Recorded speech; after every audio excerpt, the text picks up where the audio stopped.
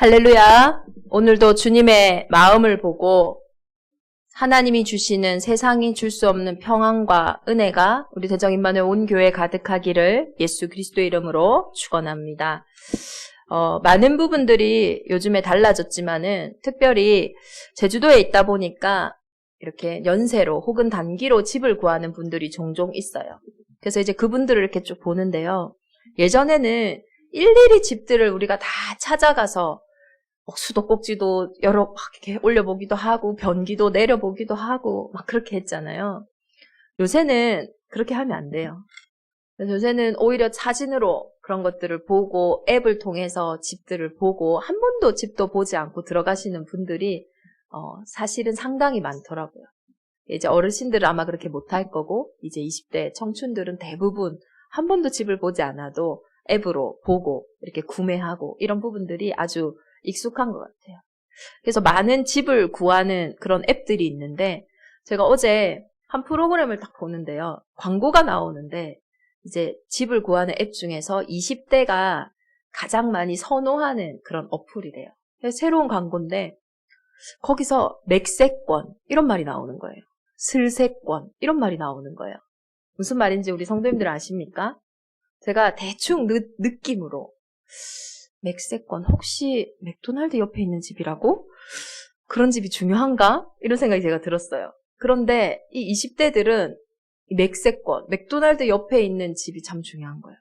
그러고 생각해보니까 우리 제주도에 왔던 특히 또 우리 청춘들, 우리 구억리에 살고 있는 청춘들은 맥도날드가 너무 멀어가지고 그런 불평을 제가 한두 번 들은 기억이 나요. 그래서 이들은 집을 구할 때도 이 생각하는 중심과 기준이 다르구나.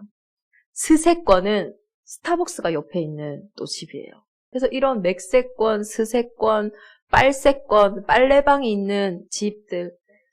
우리 어른들 때는 혹은 실제로 부동산에서는 가격에 영향을 많이 미치는 것이 사실은 교통이거든요. 그래서 이런 교통이 역이라든지 이런 교통이 편리한 곳을 역세권이라고 해서 실제로 그 현장에는 또 이 집값이 상당히 다른 지역과 차이가 나기도 합니다. 그래서 제가 그걸 보면서 참 많은 것들이 바뀌는구나. 그래서 좀 궁금했어요. 그러면 우리나라에서 가장 비싼 집이 어딜까? 무슨 건 있는데 가장 비싸다고 생각하는 데가 어딜까 해서 검색을 한번 해봤어요.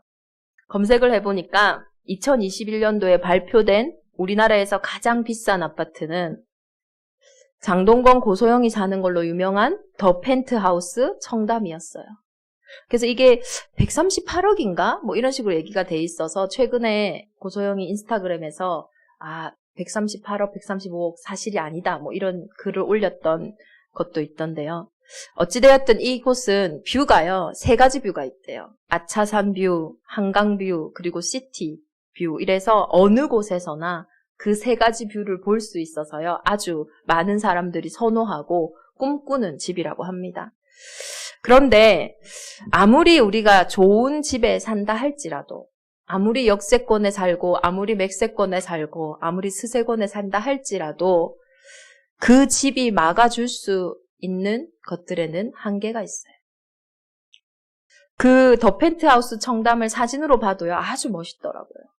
그런데 아주 멋있고 완벽한 구조의 집이라 할지라도 그 개인에게 밀려오는 외로움과 공허함을 막을 수가 없습니다. 너무 멋진 집에서 너무 멋진 풍경을 보고 있을지라도 개인에게 딱 닥쳐오는 그 외로움의 감정들, 공허한 감정들, 헛헛한 감정들을요, 그 집이 막아줄 수가 없어요. 아무리 3가지 뷰를 본다 할지라도 남들에게 말할 수 없는 개인의 깊은 사정과 또 가정에 숨겨져 있는 가정사들을요, 해결해 줄 수 없습니다. 아무리 좋은 소재로, 튼튼한 소재로 집을 지었다 할지라도 그 가정과 그 가문의 그 개인에게 닥쳐오는 사건, 사고, 저주, 재앙을요, 막을 수가 없는 거예요. 우리 인생의 문제는요, 실제로 좋은 집에 살지 못해서 오는 문제가 아닙니다. 우리가 좋은 것을 보지 못해서, 좋은 것을 먹지 못해서 오는 문제가 아니라니까요. 우리의 인생에 가장 먼저 어쩌면은 지어야 할 집은 뭐냐? 우리 속에 있다라는.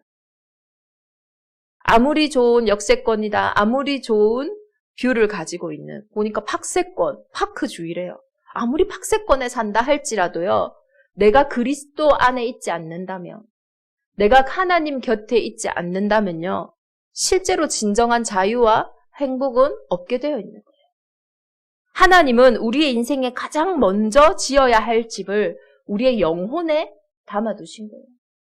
그래서 하나님이 자기 형상 곧 하나님의 형상대로 사람을 창조하시고 그들에게 복을 주시며 내 영혼의 집이 하나님이 담기도록 하나님의 영으로 충만하게 하신 이후에는 에덴 동산이 진짜로 에덴이 되었단 말이에요. 그 에덴의 동산을 모든 것을 아름답게 만들고 그곳에서 아담과 하와가 행복할 수 있는 조건으로 만든 것이 아니라 사람을 창조하시고 그들에게 복을 주시고 나서야 비로소 에덴 동산이 축복이 될 수 있는 그 은혜가 회복되었다. 저와 여러분이 정말로 먼저 회복하고 먼저 확인해야 할 것은 우리 안에 있다라는 것. 저와 여러분이 하나님과 가장 가까운 이게 역세권도 더블 역세권, 트리플 역세권 이래가지고 초역세권은요 더 비싸요.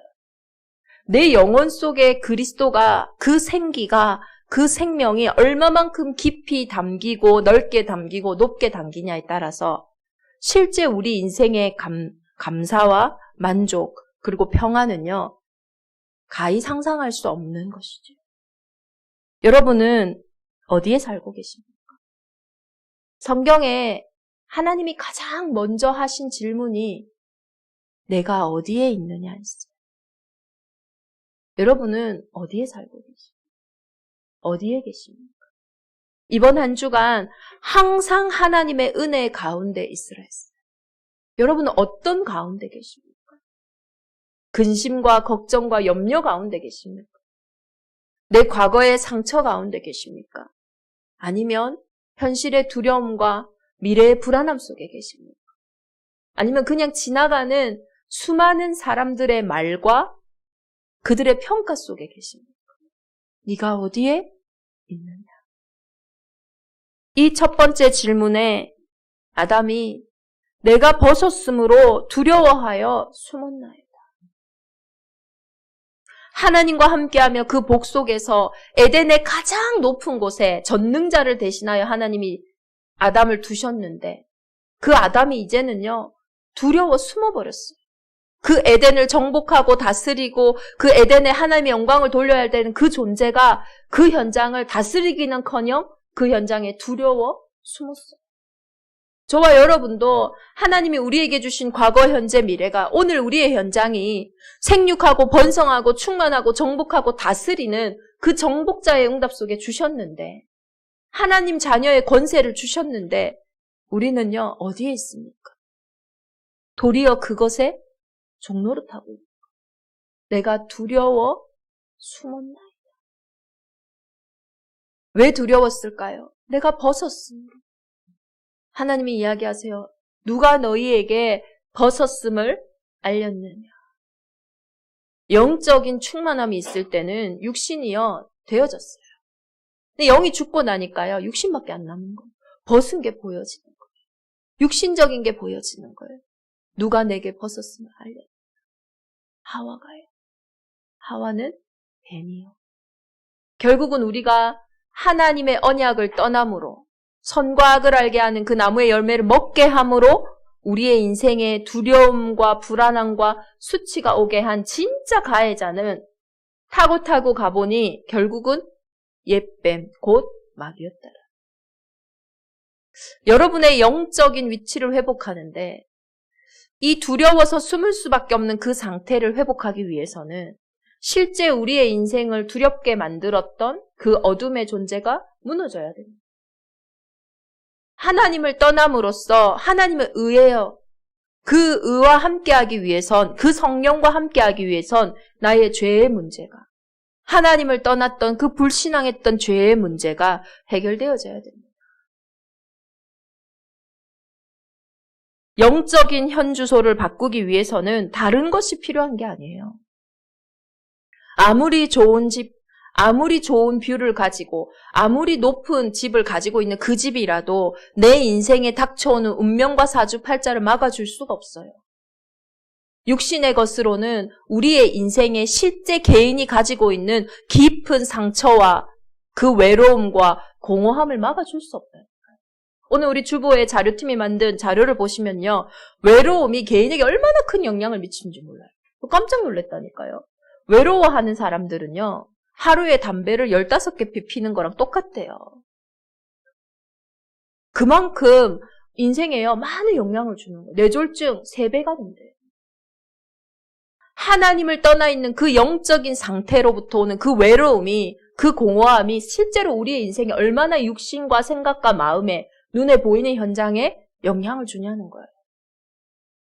이 영적인 문제는 다른 것으로 절대로 해결되지 않습니다. 신분이 바뀌어야 돼요. 운명이 바뀌어야 되는 거예요. 해적선에 탄 사람이 아무리 착하면 뭐합니까? 해적인데요. 해적선에 탄 사람이 아무리 진실하면 뭐합니까? 해적인데요. 해적선에 탄 사람이 기분이 하하호호 좋으면 뭐합니까? 해적인데요. 그 해적선에서 먼저 빠져나와야 돼요. 그때 우리의 열심이, 그때 우리의 선행이, 그때 우리의 노력이, 그때 우리의 성격이 빛을 발하는 거예요. 이것이 왜 천하 인간의 구원 얻을 만한 다른 이름을 주신 적이 없다고 하신 그 복음의 정수인 겁니다. 하나님을 떠나 두려워 숨은 그 아담과 하와에게 하나님이 찾아오셔서 약속을 다시 주셨어요. 여자의 후손이 뱀의 머리를 상하게 할 것이라.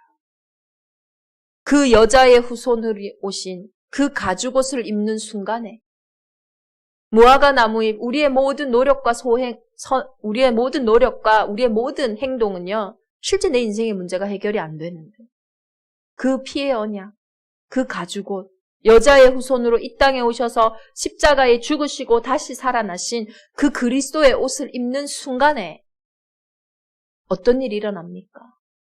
내가 그 피를 볼 때에 모든 저주와 재앙이 떠나갔던 그 출애굽의 사건처럼 그 그리스도의 보혈의 옷을 입는 순간에 모든 저주와 재앙이 떠나가는 거예요. 그 그리스도의 십자가의 능력을 붙잡는 그 순간에 그 의로움이 내 인생에 딱 이식되어져. 그게 성령이 내 안에 들어오신 거죠. 그 의로 말미암아 내가 깨끗함을. 그리고 이제는 그 예수 이름으로 살아갈 수 있는 하나님의 자녀가 되는 권세를 주신 겁니다.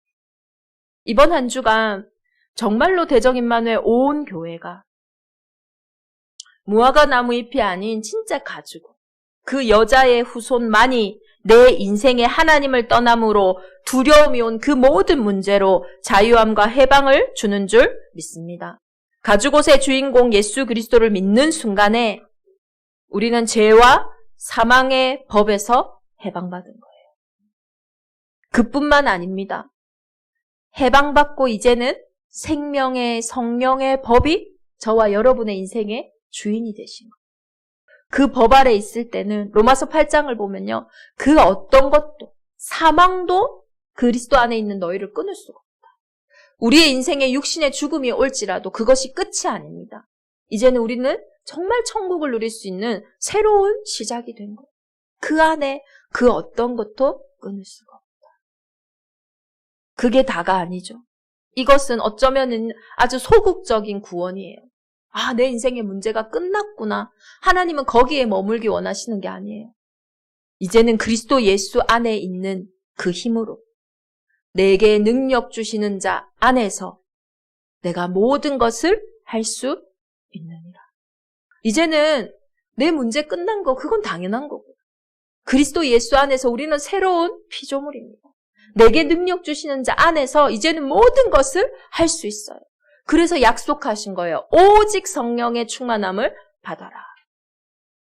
은혜 가운데 거한다는 것은 이제는 정말로 내 신분이 바뀌고 이제는 나만이 할 수 있는 하나님이 나에게만 허락하신 전무후무한 인생을 걸어가는 것입니다. 문제는 우리 대정 임마누엘 온 교회가 얼마만큼 임마누엘의 그 역세권 속에 있냐. 우리가 얼마만큼 항상 함께 하시는 그 하나님과 동행하냐. 그 응답입니다. 얼마만큼 내 안에 있는 그 하나님의 형상을 성령으로 충만케 세워가냐. 그 은혜입니다. 오늘 길지만 우리가 읽었던 이 사도행전 13장의 본문은요. 바울이 1차 전도 여행 때 이 선교하는 안디옥 교회를 통해 파송된 이 전도팀이 첫 선교지를 갔어요. 회당은 그 당시의 플랫폼입니다. 많은 유대인들이 몰려드는 현장이에요. 그 플랫폼에 가서 회당장을 통하여 말씀을 듣고 그 당시에는 백성들에게 권할 말이 있으면 누구든지 나와서 이야기를 할 수 있었어요. 회당장이 물어본 거예요. 이 가운데 누구든지 백성에게 권할 말이 있느냐. 그때에 바울이 손을 들고 말하되 이스라엘 사람들과 및 하나님을 경외하는 사람들아 들으라. 그 설교가 우리가 이번 주에 읽었던 본문입니다. 바울이 백성들에게 권한 말이 무엇입니까? 43절에 보면은 결국은요. 항상 하나님의 은혜 가운데 있으라 이거예요. 항상 하나님의 은혜 가운데 있으라 이것을 권했어요. 결론은 항상 하나님의 은혜 가운데 있어라. 그런데 항상 하나님의 은혜 가운데 있는 것이 뭔지를 바울은 이야기한 거예요. 복음의 흐름을 이야기했어요. 이스라엘의 백성의 하나님이 우리 조상들을 택하시고 아브라함을 갈대아 우르에서 택하셔서 메시아가 오실 그리스도가 오실 그 가나안 땅으로 가게 하셨다. 광야에서 약 40년간 그리고 가나안 땅 7족속을 멸하사 그 땅을 기업으로 주시기까지 약 450년간이라. 하나님이 약속을 주시고 그 약속을 그대로 성취하셨어요. 그 흐름을 한번 기억해 보세요. 아브라함을 부르셔서 이삭, 야곱, 요셉을 통하여서 하나님이 모세를 부르시고 출애굽하시고 그 광야 40년 동안 먹이시고 입히시고 그리고 절대 불가능한 그 가나안의 7족속을 말씀대로 언약궤 따라가는 그 걸음을 통하여서 정복해 하신 그 은혜. 그때에 가장 큰 지도자가 누구였냐? 제사장들이었고 모세와 여호수아. 그 제사장을 통해서 하나님 무엇을 말하고 계실까요? 그 후에 가나안을 정복한 그 후에 또 복음을 놓쳐요. 사사들이 일어나서 복음 회복했다가 놓치고 회복했다가 놓치고 그때에 언약궤의 비밀을 안 선지자 사무엘에게 통해서 하나님이 미스바 운동을 회복하시죠. 그러다가 그들이 또 왕을 구해요. 근데 이 본문을 기억하잖아요, 여러분. 왕을 구할 때 이 사무엘이 얘기해요. 하나님, 저들이 나를 버리고 왕을 구합니다. 그때 하나님이 너를 버린 것이 아니라 그들이 나를 버린 것이다. 왕을 세우고 다윗을 왕으로 세우셔서 이 왕을 통해서 내 마음에 맞는 사람이라 내 뜻을 다 이루리라.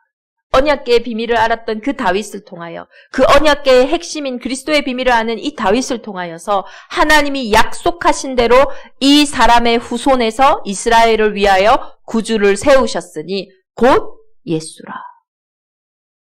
바울이요 그거 얘기하는 거예요. 아브라함을 통해서 끊임없이 제사장들을 통해서 가나안 땅을 가게 하신 거 아니냐.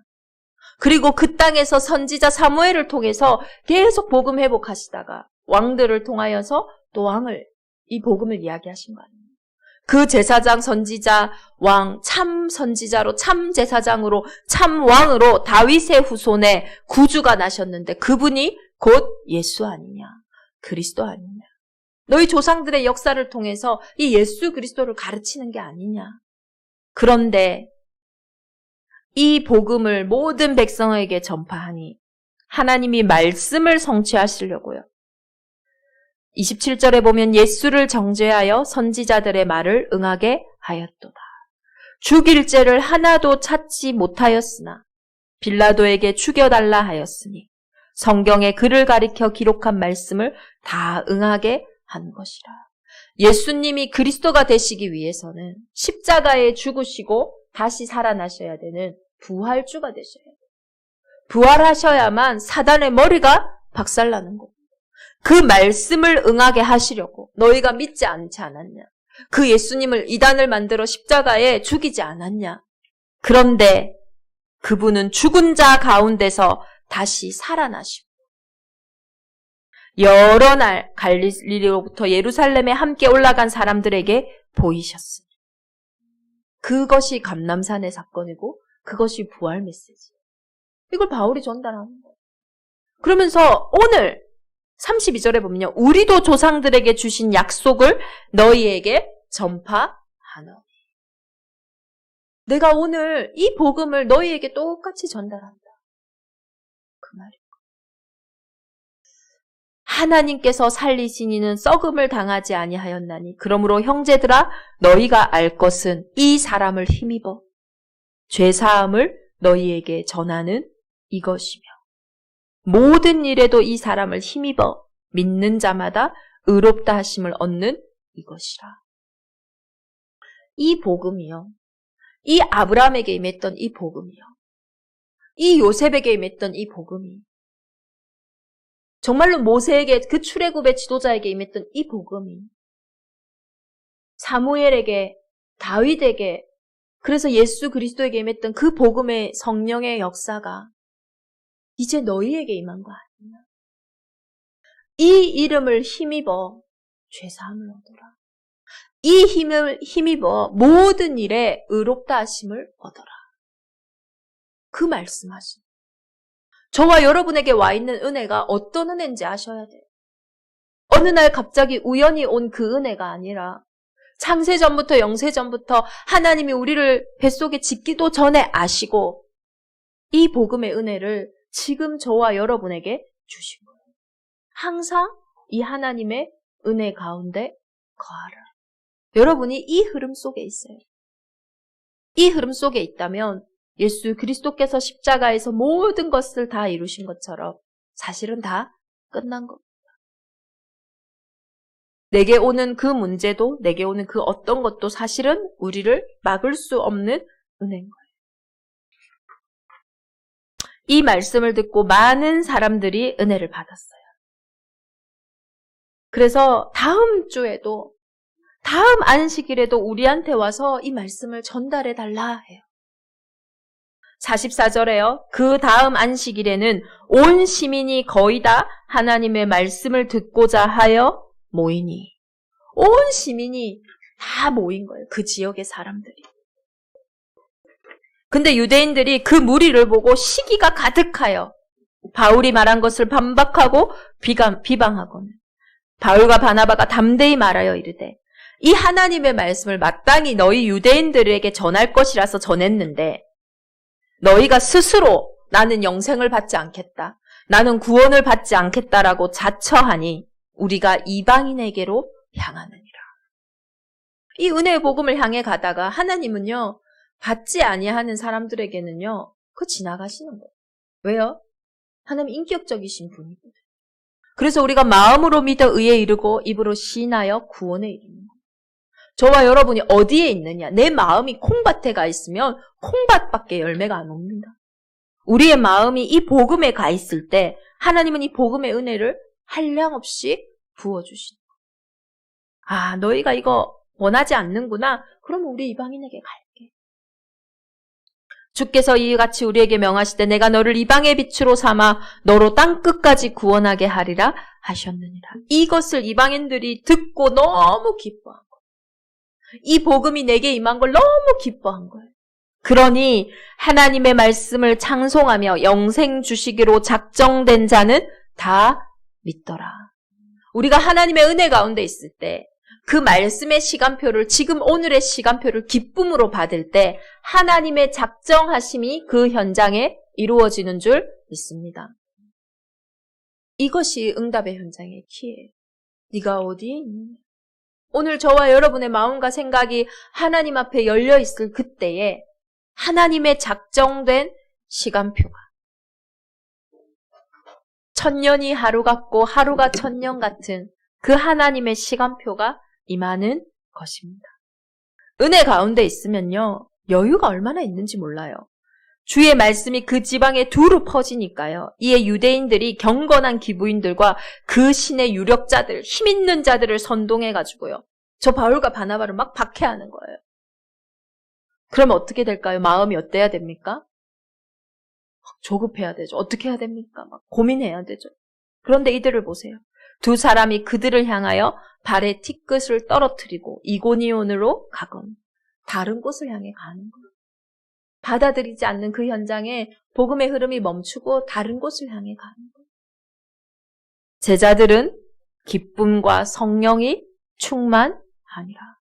분명히 박해받았는데, 분명히 문이 막혔는데 상관없어요.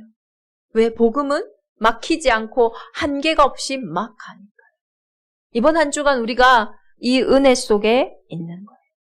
한계가 없습니다. 복음을 막을 자가 없어요. 그 어떤 문제도, 그 어떤 어려움도 저와 여러분을 그리스도 안에서 끊을 자가 없습니다.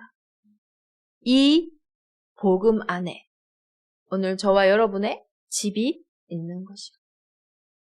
그래서 이방을 향하여 이젠 이방의 빛으로 가는 길에 어려움이 있다. 가는 길에 문제가 있다. 그냥 멈추고 다른 길로 가면 돼요. 그 복음의 여유와 힘이 항상 그 하나님의 은혜가 저와 여러분에게 가득하기를 예수 그리스도 이름으로 축원합니다. 11월 21일 우리가 D-Day 다음 주 추수감사주의를 두고 주위의 생명들을 두고 지금 중보하며 기도하고 있습니다. 권할 말이 있거든. 그들에게 권하면 됩니다. 받지 아니하면 발에 티끌을 털어버리고 다른 곳으로 가면 됩니다. 그것 때문에 마음이 잡히고 그것 때문에 생각이 잡힐 필요가 없어요. 성령과 기쁨이 충만하면 돼요. 만나는 사람에게 온라인으로 오프라인으로 이 복음을 제시할 수 있는, 권하면 됩니다. 나는 권할 수가 없어. 자료를 전달하면 됩니다. 이번 주에 아마 주보에 2장의 자료가 있을 거예요. 전달하시면 돼요. 나는 전달도 못하겠어요. 그러면요, 초청하면 됩니다. 저는 초청도 못하겠어요. 추수감사주일입니다. 감사 인사를 보내세요. 그 사람에게 감사 인사를 보내는 거예요. 한 해를 마무리하면서 내가 생각나는 사람이다. 고맙다. 너를 위해 기도한다. 그때요, 준비된 사람, 작정된 사람은 반드시 시간표가 옵니다. 제가요, 늘 저는 강단은 말씀을 받고 생각나는 사람들에게 일주일에 적어도 10명, 20명은 연락을 해요. 그러면요, 아무 반응이 거의 없어요. 근데요, 어제는 한 사람하고 딱 통화하는데요. 목사님 감사하다. 그래도 나를 늘 챙겨주니 감사하다. 때가 될 때요, 정확한 시간표가 임하는 거예요. 그 사람이 내일 전도자를 만나거든요. 우리는요, 때와 시기는 알 수 없어요. 그것에 사로잡히고 고민할 필요가 없습니다. 언제나 권할 말이 있거든. 언제나 우리의 문제와 우리의 사건과 우리의 일 속에 이 예수가 그리스도 되신 이 복음이 우리의 최우선이 되어진다면 그 에덴의 축복은, 그 기쁨과 충만한 평안은 저와 여러분의 몫인 줄 믿습니다. 우리 주신 말씀 붙잡고 함께 기도하겠습니다. 하나님이 약속하신 대로 다윗의 후손으로 이스라엘의 구주 예수 그리스도를 보내신 것처럼 이제는 땅끝으로 만민으로 그 세계복음화의 약속 속에 저와 여러분을 부르신 줄 믿습니다. 항상 하나님의 은혜 가운데 있는 응답의 한 주간이 되게 하여 주옵소서. 내가 지금 내 선입견과 내 편견과 내 상처와 현실 속에, 미래 속에 그 가운데 내가 있지 않고 사단의 머리가를 완전히 박살내신 여자의 후손 되신 그 그리스도의 은혜 안에 항상 있게 하여 주옵소서. 우리의 영적 현주소를 확인하는 최고의 한 주간이 되게 하여 주옵소서. 우리 주신 말씀 붙잡고 함께 기도하겠습니다. 내가 어디에 있느냐? 주님, 온 교회가 항상 하나님의 은혜 가운데 있기를 원합니다. 예수가 그리스도 되시는 이 복음의 은혜 가운데 우리의 모든 일이 그 그리스도 안에서 확인되어지고 발견되어져서 임마누엘의 최고의 축복을 누리는 대정 임마누엘 온 교회가 되게 하여 주옵소서. 이제는 우리의 현장에 가장 권할 말이, 가장 우선순위가 영적인 것에 있게 하시고 오직 예수가 그리스도 되시는 이 복음이 우리의 가장 권한 말로 보여지는 은혜를 허락하여 주옵소서. 복음이 증거되어지고 또 전달되어지는 곳곳에 그날에 작정된 자는 다 생명을 얻었다라고 하신 그 약속의 말씀이 성취되어지게 하여 주옵소서. 이번 한 주간 우리의 모든 사정을 아시고 스케줄을 아시는 하나님, 그 현장에 말씀이 앞서 일하는 응답의 현장이 되게 하여 주옵소서. 오늘 구별된 자들이 구별된 예물을 드렸습니다. 11조로 건축 예물로 선교 예물로 RUTC 예물로 각자의 기도 제목을 담은 감사 예물 속에 주의 성령께서 마음껏 흠양하사 흑암 경제가 무너지고 빛의 경제가 회복되어지는 응답의 예물이 되게 하여 주옵소서. 무엇보다 우리 후대들과 청년들에게 하나님이 주신 전무후무한 달란트를 회복하는 예배와 예물이 되게 하여 주옵소서. 이제는 우리 주 예수 그리스도의 은혜와 하나님의 크신 사랑하심과 성령의 내주인도 역사 교통하심이 항상 하나님의 은혜 가운데 있으라. 이 말씀의 성취를 보며 하나님께 영광 돌릴, 또 이제는 외인이었다 그리스도 안에 있는 하나님의 자녀가 될 귀한 구별된 자들 위해, 작정된 자들 위해 이제로부터 영원토록 함께 계실지어다. 아멘.